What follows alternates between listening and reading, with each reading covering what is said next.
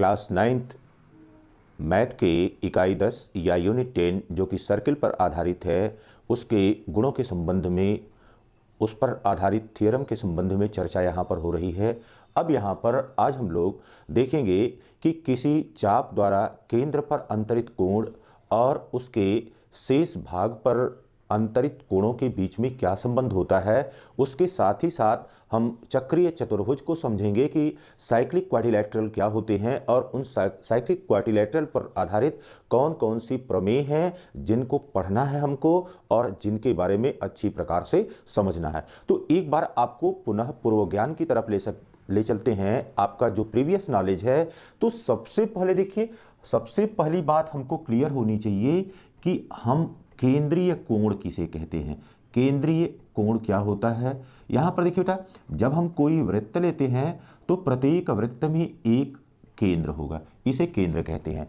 अब यदि कोई कोण केंद्र पर अंतरित होता है या जब किसी कोण का शीर्ष किसी वृत्त का केंद्र होता है, जब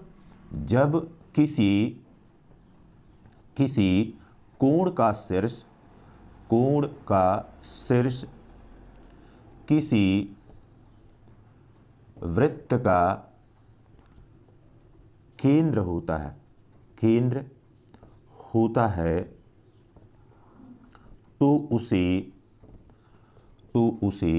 केंद्रीय कोण कहते हैं। अब यहां पर देखिए कि जब हम किसी केंद्र पर इस प्रकार से कोण बन रहा है, यह ए बिंदु है, यह बी बिंदु है, तो यहां पर यह आर्क या चाप ए बी है और चाप ए बी के द्वारा इस केंद्र पर कोई कोण थीटा बन रहा है। तो यहां पर जो केंद्रीय कोण बन रहा है, यह केंद्रीय कोण यह कहलाएगा थीटा और थीटा इज इक्वल टू कोण ए ओ बी के बराबर। जब हम ए और बी को आपस में मिलाते हैं तो यहां पर ए और बी को आपस में मिलाने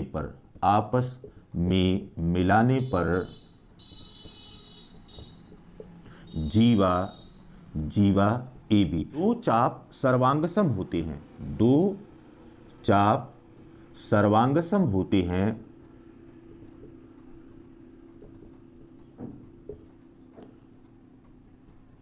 यदि दो चाप सर्वांगसम होते हैं, यदि जीवाएं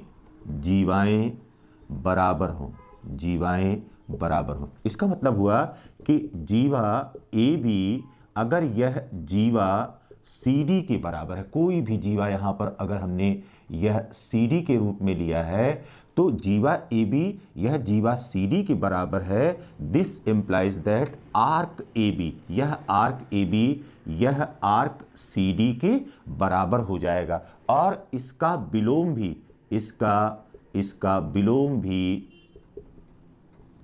भी सत्य है। अब इसका विलोम भी सत्य है, इसका कहने का क्या अर्थ है? इसका कहने का अर्थ है कि यदि हमने कहा कि जीवा बराबर है तो चाप बराबर होते हैं, तो यदि चाप बराबर होंगे तो जीवा भी बराबर होगी।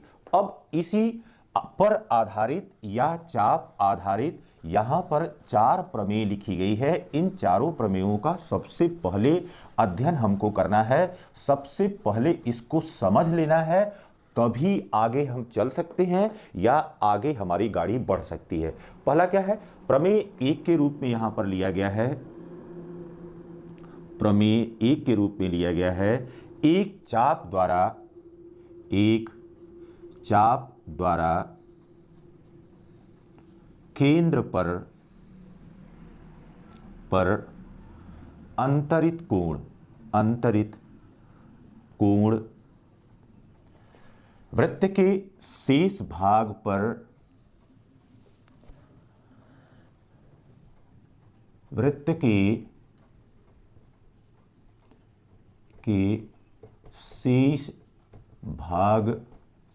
पर किसी बिंदु पर अंतरित अंतरित कोण का दो गुना होता है। अब यहां पर देखिए, जब हम गणित में या ज्योमेट्री में थ्योरम की बात करते हैं तो थ्योरम अगर आपको याद होगी, थ्योरम में जो बातें दी गई हैं वह स्पष्ट होंगी, तब जाकर के किसी थ्योरम को आप अच्छी प्रकार से प्रूफ कर सकते हैं, सत्यापित कर सकते हैं। अन्यथा की दशा में आप जो है कुछ भी नहीं कर सकते हैं। तो यहां पर कह रहा है कि एक चाप द्वारा केंद्र पर अंतरित कोण। अब यहां पर देखिए बेटा, सबसे पहले आप यह देख लीजिए कि अगर हम एक ही चाप ले रहे हैं तो क्या भिन्न भिन्न स्थितियां हो सकती हैं, उसके बारे में समझ लिया जाए। अब यहां पर देखिए, यहां पर हमने एक वृत्त बनाया है, यहां पर दूसरा यह वृत्त है और यहां पर यह तीसरा वृत्त है। यह तीन वृत्त लिए गए हैं। प्रत्येक वृत्त का केंद्र यहां पर O है। प्रत्येक वृत्त के लिए हमने केंद्र O लिया है। अब ये देखिए बेटा, कह रहा है कि एक चाप द्वारा केंद्र पर अंतरित कोण, इसका मतलब है कि चाप AB यह यहां पर हो सकता है, इसको लघु चाप कहते हैं। फिर देखिए बेटा, दूसरी स्थिति हो सकती है कि A और B बिंदु यहां पर हो, इसका मतलब है कि यह चाप केंद्र से होकर के जाए या इस वृत्त को दो अर्धवृत्तों में सेमी सर्किल में डिवाइड कर दे। तीसरी कंडीशन क्या हो सकती है? तीसरी कंडीशन यह हो सकती है कि बिंदु A और B यहां पर हो। तो अब यह तीन स्थितियां हो रही हैं। अब तीनों स्थितियों के लिए हम जो केंद्र पर अंतरित कोण है उसको आपको समझा रहे हैं। देखिए, बिंदु A से अब इस O को मिला दीजिए, बिंदु B से O को मिला दीजिए और इसके किसी शेष भाग पर, वृत्त के किसी अन्य बिंदु पर, यहां पर हमने C ले लिया है और यहां पर यह शेष भाग पर अंतरित कोण है। एकदम क्लियर हो गया। तो यहां पर यह केंद्र पर अंतरित कोण है और यह कोण यहां पर शेष वृत्त के शेष भाग के किसी बिंदु पर अंतरित कोण है। फिर देखिए, यहां पर अब यह AB, यह इसके द्वारा केंद्र पर अंतरित कोण इतने कोण के बराबर हो जाएगा, यहां से लेकर के यहां कोण हो जाएगा। फिर देखिए बाबू, यहां पर अगर हमने AB इस तरह से दीर्घ चाप के रूप में लिया हुआ है तो अब A को O से मिला दीजिए, O को B से मिला दीजिए। अब यहां पर जो कोण बन रहा है यह कोण बन रहा है केंद्रीय कोण। तो तीनों स्थितियों के मर्म को समझना है कि क्या यह तीनों स्थितियां हैं। अभी केवल इतनी बात किया कि एक चाप द्वारा केंद्र पर अंतरित कोण, चाप यहां पर AB है, यहां पर भी AB है और यहां पर भी AB है और यह तीन स्थितियां बन रही हैं। तो यहां पर अब दिया क्या है? यहां पर दिया है या गिवन है पहली बात, यहां पर एक वृत्त है जिसका केंद्र O है और उसकी त्रिज्या R है। फिर देखिए बाबू, यहां पर दूसरी बात क्या दी गई है? चाप यहां पर AB लिया गया है, आर्क यहां पर AB लिया गया है और इसके द्वारा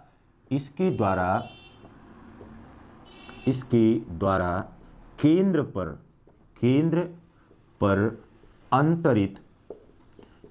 पर अंतरित कोण यह किसके बराबर है? कोण AOB के बराबर है। फिर देखिए बाबू, अब वृत्त के शेष भाग पर अब प्रत्येक दशा के लिए यहां पर यह C है, यहां पर कोई बिंदु यह इस प्रकार से है और यह C है।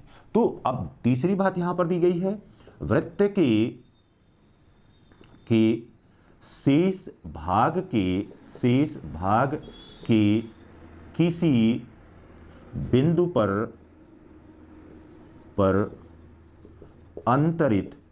अंतरित कोण यह कितने के बराबर है? कोण ACB के बराबर है। तो यहां पर देखिए, जितनी बात दी गई थी उस बात को पहले मैंने लिखा कि एक चाप द्वारा केंद्र पर अंतरित कोण, वृत्त के शेष भाग पर किसी बिंदु पर अंतरित कोण का, तो इतनी बात। अब क्या सिद्ध करना है?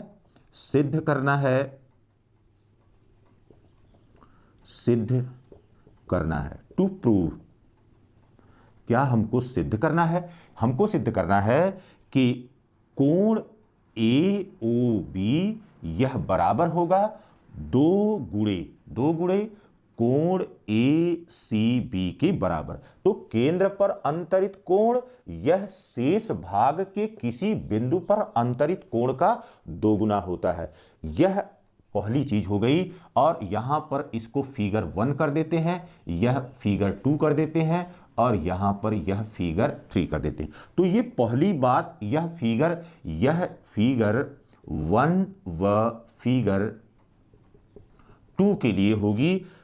अब यहां पर दूसरी बात लिख रहे हैं, जो कि यहां पर रिफ्लेक्स एंगल बन रहा है, प्रतिवर्ती कोण बन रहा है। तो यहां पर प्रतिवर्ती कोण AOB यह बराबर होगा 2 गुणे कोण ACB के बराबर। तो ये दोनों बातें हो गई कि क्या हमने करना है और क्या हमको दिया गया है। अब सबसे पहले क्या करेंगे, सबसे पहले हमने इस A और B को इस प्रकार से जोड़ दिया। अब यहां पर इसी प्रकार से इसको भी पूरी रेखा के रूप में जोड़ देते हैं। A और B को जोड़ दिया, डॉटेड लाइन की जगह पर इसको पूर्ण रेखा के रूप में जोड़ देते हैं। AB यहां पर ऑलरेडी जुड़ा हुआ है। तो रचना यहां पर क्या किया, रचना यहां पर किया, पहला काम कि A व B को जोड़ा, A और B को जोड़ा। फिर देखिए या मिलाया,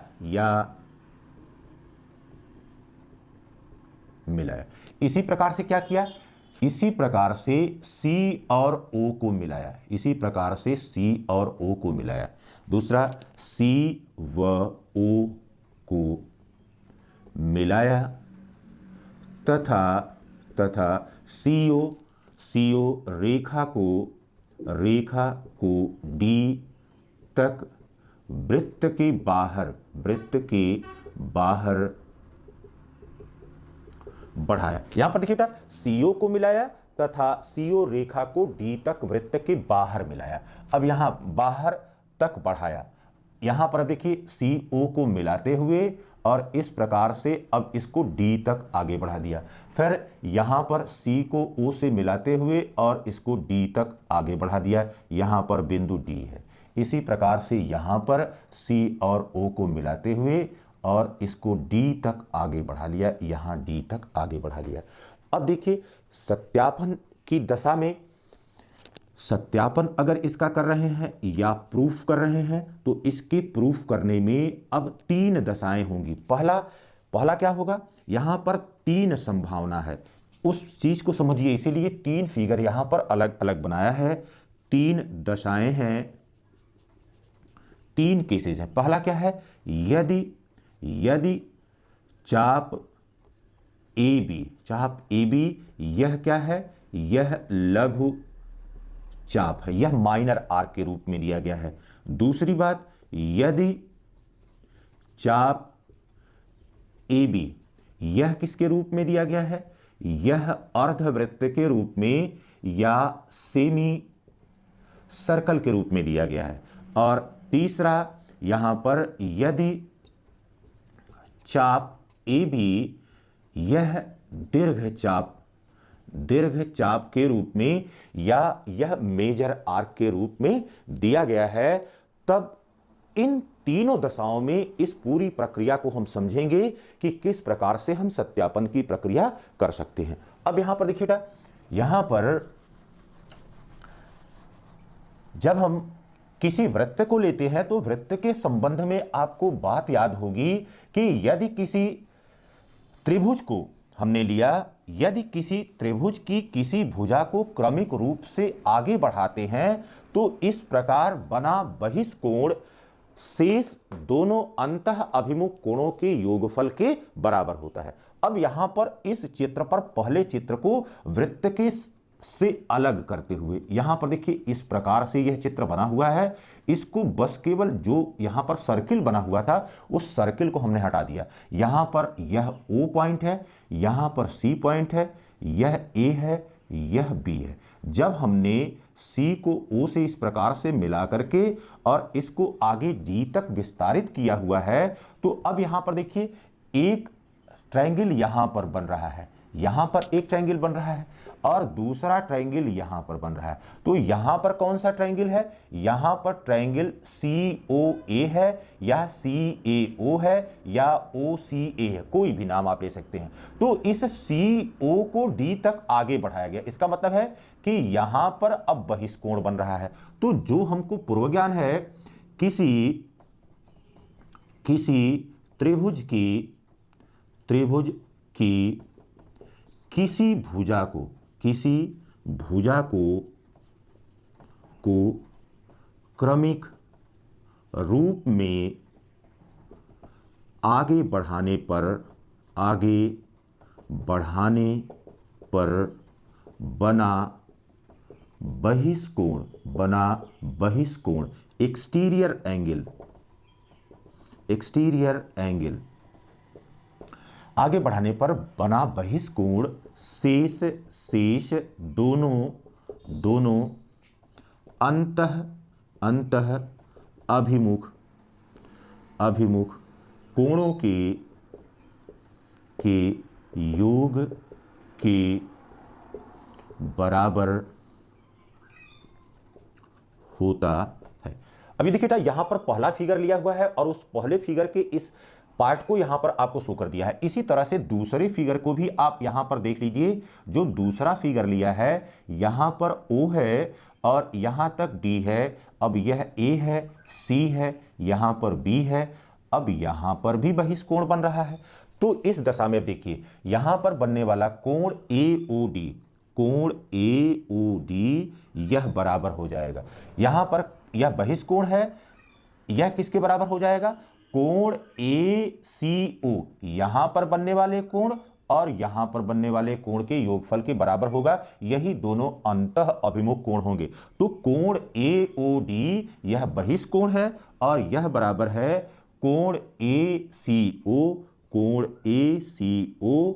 प्लस कोण ACO प्लस कोण OC प्लस कोण OCA के बराबर हो गया।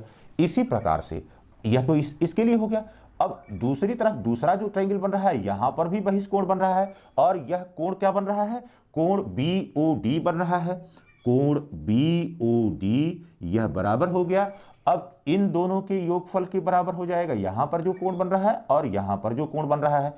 तो यह हो गया कोण BCO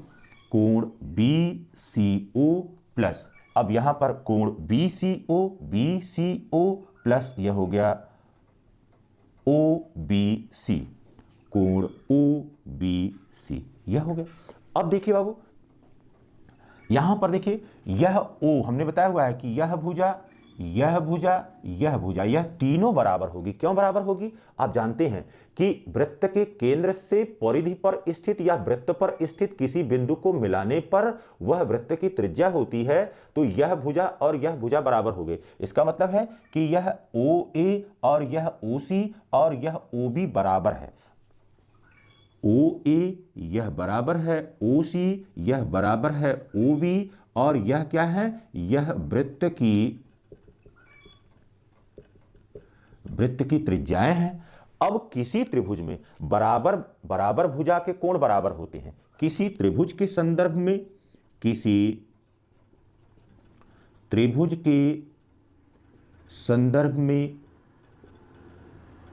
बराबर भुजाओं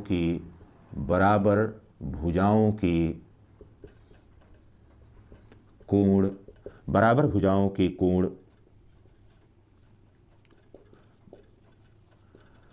किसी त्रिभुज के संदर्भ में बराबर भुजाओं के कोण बराबर होते हैं। इसका मतलब है कि जो यहां पर लिखा गया है कोण, यह दोनों कोण आपस में बराबर हैं। कोण OAC और OCA यह दोनों कोण बराबर है। इसलिए लिख सकते हैं कि कोण AOD यह किसके बराबर हो गया? यह बराबर हो गया कोण ACO के। यह हो गया दो कोण ACO के। यहां पर कोण ACO के। क्यों? क्योंकि कोण ACO यह बराबर है कोण OCA के।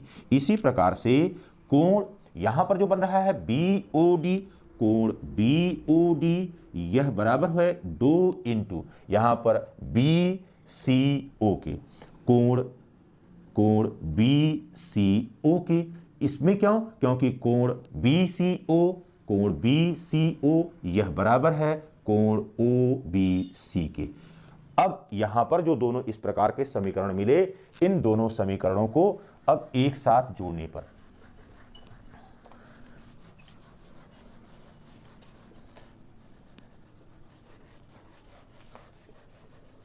यहां पर चित्र को ऐसे ही रहने देते हैं। जो दोनों समीकरण हमको मिल रहे हैं, इन दोनों समीकरणों को यहां पर देखिए, कोण AOD प्लस कोण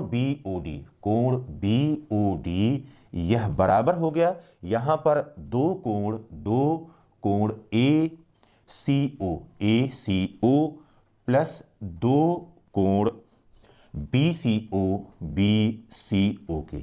तो AOD प्लस BOD, देखिए यहां पर AOD प्लस BOD, अब यह इस पूरे कोण के बराबर है। तो यहां पर लिख सकते हैं कोण AOB के, कोण AOB यह बराबर हो गया 2 इंटू दोनों में है, कॉमन ले लिया, यह हो गया कोण ACO प्लस कोण BCO। अब ये देखिए बेटा, ACO यहां पर बनने वाला कोण और BCO यहां पर बनने वाला कोण, यह दोनों मिलकर के कितने के बराबर हो गए? यह ACB के बराबर हो गए। तो कोण AOB यह बराबर हो गया 2 गुणे कोण ACB। तो यह जो परिणाम हमको मिला, यह पहला परिणाम हमको मिल गया। और यह दोनों फिगर, इस फिगर और इस फिगर के, फिगर 1 व फिगर 2 दोनों के लिए यह सत्य है। तो पहली बात हमको मिल गई कि कोण AOB यह 2 गुना है कोण ACB के। इसके इतनी बात यहां पर क्लियर हो गई। अब देखिए तीसरे चित्र के संदर्भ में, चित्र 3 के संदर्भ में, अब यहां पर जो चित्र 3 लिया गया है, यह आर्क AB यह मेजर आर्क है। तो जब मेजर आर्क है तो यहां पर कोण AOD प्लस कोण BOD यह बराबर हो गया 2 इंटू ACO, कोण ACO प्लस कोण BCO, या यहां पर हो गया प्रतिवर्ती रिफ्लेक्स एंगल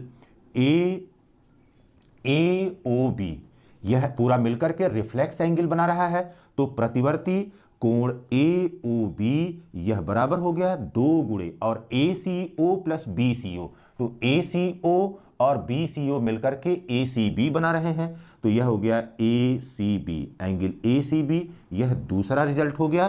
तो हमने देखा कि किसी चाप द्वारा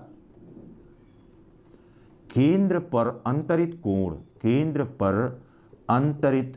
कोण वृत्त के शेष भाग के किसी बिंदु पर अंतरित कोण का 2 गुना होता है। अब देखिए इसका जो है वाइड यूज है, बहुत ज्यादा इसका प्रयोग है। अगर यहां पर जो बातें आपको समझाई गई, अगर यह अच्छी प्रकार से समझ में आ गई होंगी, तो इसके नीचे जितने भी थ्योरम है, थ्योरम 2, थ्योरम 3, थ्योरम 4, वह सभी थ्योरम तब आपको क्लियर या स्पष्ट रूप से समझ। अब दूसरी प्रमेय के रूप में यहां पर दिया गया है कि अर्धवृत्त में बना कोण समकोण होता है। तो the angle in a semi circle is right angle. यहां पर हमने अब क्या लिया हुआ है या क्या दिया है, इसको पहले देख लीजिए, गिवन पॉइंट्स को देख लीजिए। यहां पर हमको एक एक बिंदु को आप लिखा करिए। यह सर्किल C है with the centre O and radius R, यह दिया गया है। फिर क्या दिया गया है, यहां पर एक व्यास दिया गया है, व्यास यह AB है। यहां पर देखिए AOB लिख सकते हैं या इसको AOB भी लिख सकते हैं। तो AOB व्यास के रूप में दिया गया है या AB हमको व्यास के रूप में दिया गया है। फिर क्या कह रहा है कि अर्धवृत्त में बना कोण। अब कोई बिंदु यहां पर C है और यहां पर बना हुआ कोण, तो यहां पर अर्धवृत्त में बना कोण, अर्धवृत्त में बना कोण, अर्धवृत्त में बना कोण, कोण यह दिया गया है कोण ACB, ACB, यह कोण ACB यह अर्धवृत्त में बना हुआ है। हमको सिद्ध करना है कि अर्धवृत्त में बना हुआ कोण समकोण होता है। तो हमको सिद्ध करना है एंगल ACB, एंगल ACB और समकोण होता है। इसका मतलब यह कितने अंश के बराबर होगा? 90 अंश के। तो ये हमको प्रूफ करना है कि यह एंगल 90 अंश के बराबर है। अब यहां पर देखिए बेटा, सत्यापन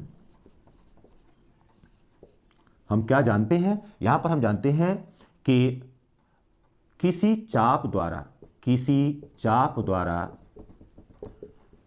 केंद्र पर अंतरित कोण, केंद्र पर अंतरित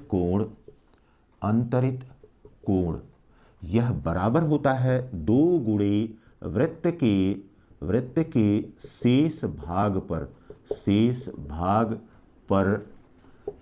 किसी बिंदु पर अंतरित कोण। तो यह 2 गुणे वृत्त के शेष भाग पर किसी बिंदु पर अंतरित कोण का 2 गुना होता है। तो इसका मतलब यहां पर देखिए, अब यहां पर केंद्र पर अंतरित कोण यहां से लेकर के यहां तक, तो यह है कोण AOB, यह बराबर हो जाएगा 2 गुणे कोण ACB, 2 गुणे कोण ACB के बराबर, या 2 कोण ACB यह बराबर हो गया कोण AOB के बराबर। अब ये देखिए कोण AOB यह क्या है? यह है रेजु कोण है और इसका मान कितने अंश के बराबर होगा? इसका मान 180 अंश के बराबर हो जाएगा। इसलिए यह हो गया 2 कोण ACB यह बराबर हो गया 180 अंश, या यहां पर हो गया कोण ACB यह बराबर हो गया 180 अंश बटे 2 और यह बराबर हो गया 90 अंश, या कोण ACB यह बराबर 90 अंश के हो गया, या यही कितने के बराबर हो गया? एक समकोण के बराबर हो गया। तो अर्धवृत्त में बना हुआ कोण वह एक समकोण के बराबर होता है। अब यह बिंदु कहीं पर भी हो सकता है, जैसे यहां पर अगर D ले लें और इसको A को D से मिला लें और यहां पर B को मिला दें, तो यहां पर भी बनने वाला कोण यह एक समकोण के बराबर होगा। वृत्त पर शेष भाग पर कहीं पर भी वह बिंदु हो सकता है, और जब भी आप मिलाएंगे इस B से, देखिए यह सभी दशाएं आपको दिखा दिए, तो कहीं पर भी यह बिंदु होगा। इसको C1 कह लीजिए, यह C2 कह लीजिए, यह C3 कह लीजिए, जितने भी बिंदु होंगे सभी बिंदुओं के लिए अगर अर्धवृत्त में हैं तो वहां पर बनने वाला कोण एक समकोण के बराबर होगा। अब हम बात करते हैं कि एक ही वृत्तखंड के कोण बराबर होते हैं। तो एक ही वृत्तखंड के कोण बराबर होने का मतलब है कि किसी चाप द्वारा एक ही वृत्तखंड में अगर कोण बन रहे हैं तो वह कोण बराबर होते हैं। Angle in the same segment of a circle are equal. अब यहां पर देखिए 3 दशाएं, जैसे पहले प्रमेय में हमने 3 दशा लिया हुआ था कि यहां पर हमने माइनर आर्क लिया हुआ है, यहां पर सेमी सर्कल लिया हुआ है, यहां पर मेजर आर्क लिया हुआ है। कहने का मतलब है कि यहां पर यह लघु चाप है, लघु चाप के द्वारा अंतरित कोण है, यहां पर अर्धवृत्त के द्वारा और यहां पर तीसरी दशा में यह दीर्घ चाप के द्वारा, इस प्रकार से। तो एक ही वृत्तखंड, सेगमेंट क्या होता है? सेगमेंट के संबंध में आपको बताया हुआ है कि सेगमेंट क्या होते हैं। जब कोई हम जीवा खींचते हैं तो इस प्रकार से जो जीवा होती है वह जीवा इस पूरे वृत्त को 2 भागों में बांट देती है, उसका प्रत्येक भाग वृत्तखंड कहलाता है। तो यहां पर अब क्या क्या दिया गया है? यहां पर दिया है, सबसे पहली बात दी गई है circle with centre O and radius R। फिर देखिए अब चाप AB के द्वारा, यहां पर दूसरी बात दी गई है कि चाप AB चाप AB या आर्क AB के द्वारा एक ही वृत्तखंड में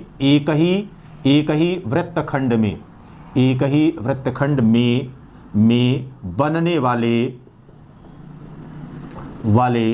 कोण, कौन कौन से कोण हैं? यहां पर देखिए कोण ACB है, कोण ACB है, वह कोण ADB है, कोण ADB है। अब बाबू इसको यहां पर आप वृत्त को हटाते हुए केवल इतना समझ लीजिए, यह एक आर्क है, यहां पर सेंटर O है, यहां पर A बिंदु है, यहां पर B बिंदु है, और इसी पर कोई अन्य इस तरह से यहां पर C बिंदु है, फिर इसके पश्चात यहां पर कोई D बिंदु है। तो यह एक ही वृत्तखंड में दोनों बने हुए कोण हैं। यह दो बातें हमको दी गई हैं। तो सबसे पहले हमने क्या किया है, यहां पर रचना किया है, और रचना में कंस्ट्रक्शन में O को A से और O को B से मिलाया, O को A से तथा O को B से मिलाया, O को A से तथा O को B से मिला दिया। तो इस फिगर में यह करनी पड़ी प्रक्रिया, लेकिन यहां पर क्योंकि व्यास AB दिया गया है तो इसमें ऐसी कोई प्रक्रिया नहीं करनी हुई, लेकिन यहां पर फिर A को O से मिलाया, O को B से मिला दिया, यह प्रक्रिया कर दिया। अब देखिए बाबू, हमको सिद्ध क्या करना है, हमको सिद्ध करना है कि यहां पर बनने वाला कोण ACB, यह बराबर है कोण ADB के, इस कोण के बराबर है। तो अब यहां पर सत्यापन की प्रक्रिया प्रारंभ करते हैं, और सत्यापन के लिए आपको बताया हुआ था कि अगर आपको यह बात हमेशा याद रहेगी तो you have to prove all this theorem very easily, कि एक चाप द्वारा केंद्र पर अंतरित कोण वृत्त के शेष भाग पर बने अंतरित कोण का दोगुना होता है। तो यहां पर सबसे पहले यह बात लिख लेना है कि किसी चाप द्वारा केंद्र पर अंतरित कोण यह बराबर होता है 2 गुणे वृत्त के शेष भाग पर अंतरित कोण की, यह होता है। अब यहां पर देखिए सबसे पहले केस 1 लेते हैं। केस 1 का मतलब है कि यहां पर AB क्या है, AB यह लघु चाप है, यह लघु चाप है। तब उस दशा में देखिए कोण AOB यह बराबर हो गया 2 गुणे कोण ACB के, फिर कोण AOB यही बराबर हो गया 2 गुणे कोण ADB के, कोण ADB के। अब देखिए बेटा, यह A कर लीजिए और यह B इक्वेशन हो गया। अब देखिए दोनों का जो बायां पक्ष है वो बराबर है, दिस इंप्लाइज दैट, तो दाहिना पक्ष भी बराबर हो जाएगा 2 इंटू कोण ACB is equal to 2 into A कोण ADB के। अब देखिए 2 से 2 कैंसिल हो गया, this implies that angle ACB is equal to angle ADB के। यह पहली बात, यह लघु चाप के लिए हमने सिद्ध कर दिया। इसी प्रकार से अब यहां पर देखते हैं कि यह अर्धवृत्त के लिए कैसे होगा। यहां पर देखिए केस 2 अर्धवृत्त या सेमी सर्कल के केस में आप जानते हैं कि किसी अर्धवृत्त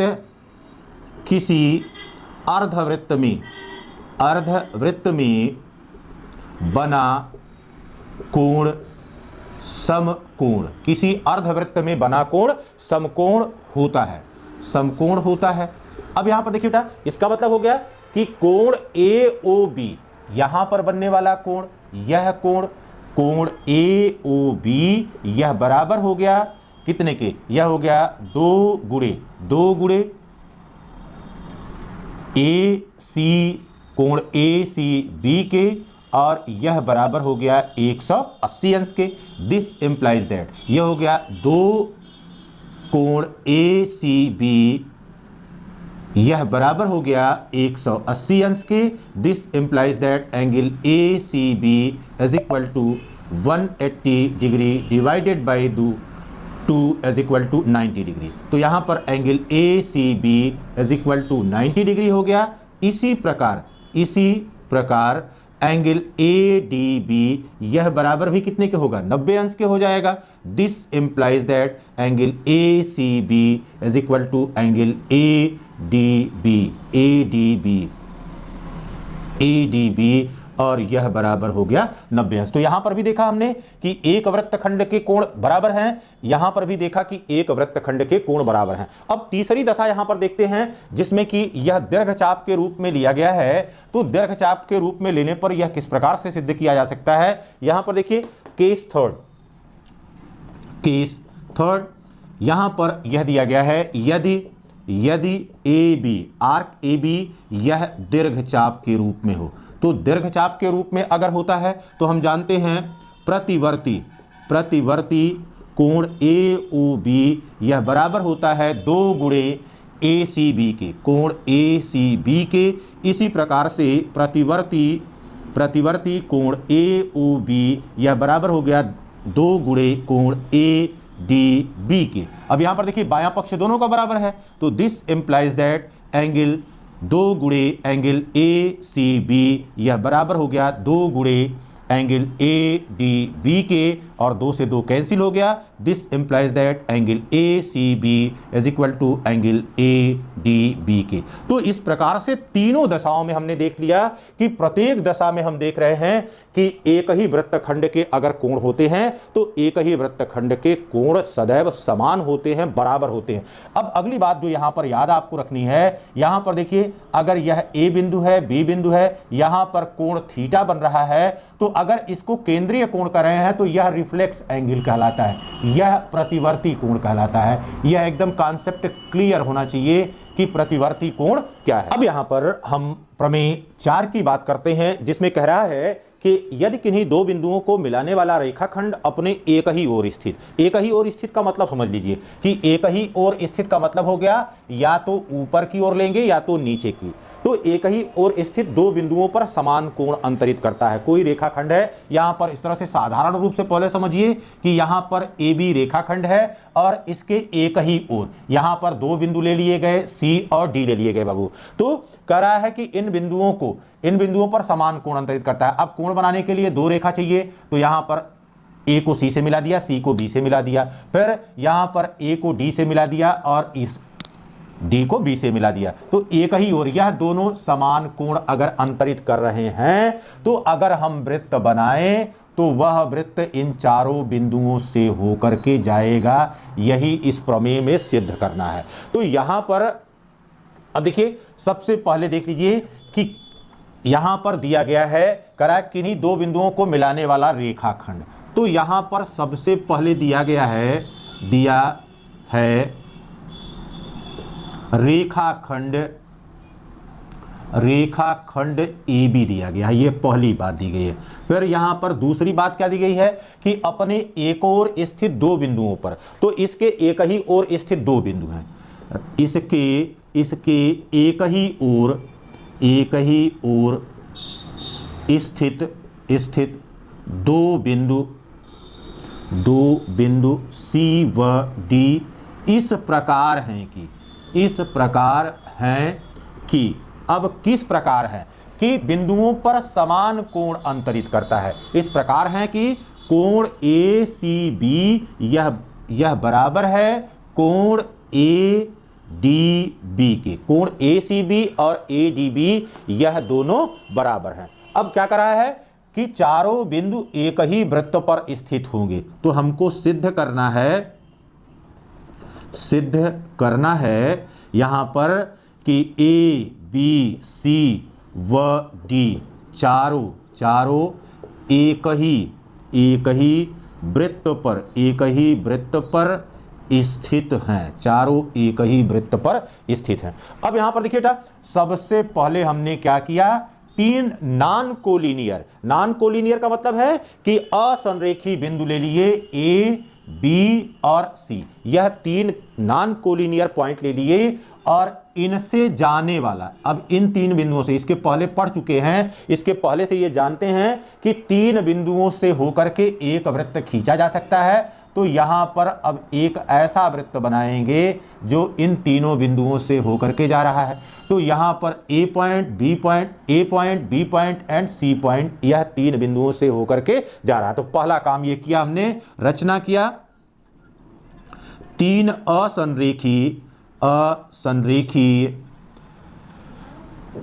बिंदुओं ए, बी व सी से जाने वाला वृत्त खींचा। ठीक बाबू। अब यहां पे मान रहे हैं कि इस पर, यहां पर पॉइंट एक बार बदल लीजिए। यहां पर देखिए पॉइंट जिस हिसाब से दिया गया है उस हिसाब से यहां पर लेना है। यहां पर यह ए है, यह ए है, यह बी है, यह सी है।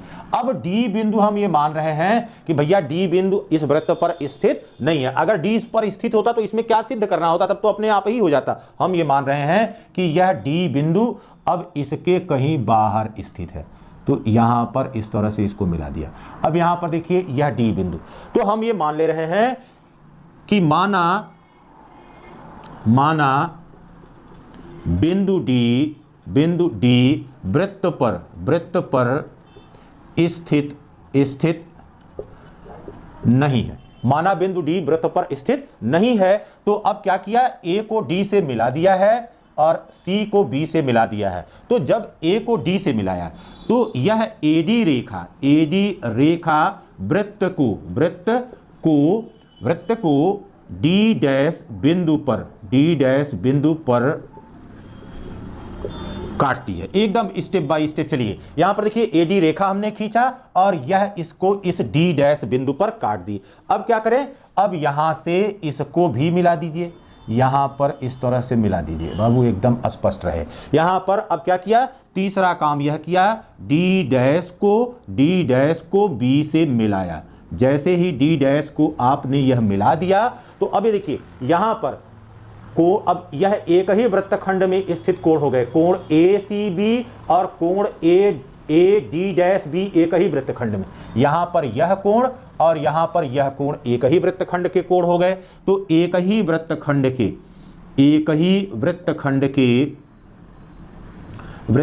के कोण समान होते हैं।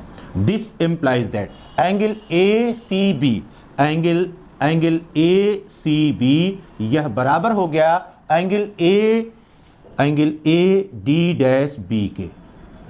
लेकिन बाबू यहां पे क्या दिया गया है, यहां पे तो दिया गया है कि ए सी बी यह बराबर है एंगल ए डी बी के, परंतु एंगल ए सी बी यह बराबर है एंगल ए डी बी के, यह बी है और यह गिवन है, यह पहले से दिया गया है। तो यहां पर देखिए बायां पक्ष में ए सी बी है, यहां पर भी बायां पक्ष में ए सी बी है। दिस इंप्लाइज दैट यह हो गया कि angle A D dash B, इसका देखिए दाहिना पक्ष ए डी डैश बी यह बराबर हो गया एंगल ए डी बी के। अब एकदम ध्यान से देखिए बाबू, अब यहां पर यह इस तरह का एक त्रिभुज बन रहा है, इसको ध्यान दीजिएगा। यहां पर अब देखिए, यहां पर हमने लिखा है बी, यहां पर लिखा है डी, यहां पर डी डैश लिखा। यह एक त्रिभुज है बी डी डी डैश, यह त्रिभुज है B D D dash, D D dash. अब यह एंगल जो यहां पर कोण बन रहा है, यह क्या है, यह बहिष्कोण है, यह बहिष्कोण है। अब यह कह रहा है कि यह बहिष्कोण इस कोण के बराबर है। तो कभी भी किसी त्रिभुज का बहिष्कोण उसके किसी एक अंतःकोण के बराबर नहीं हो सकता है। किसी त्रिभुज का बहिष्कोण कभी भी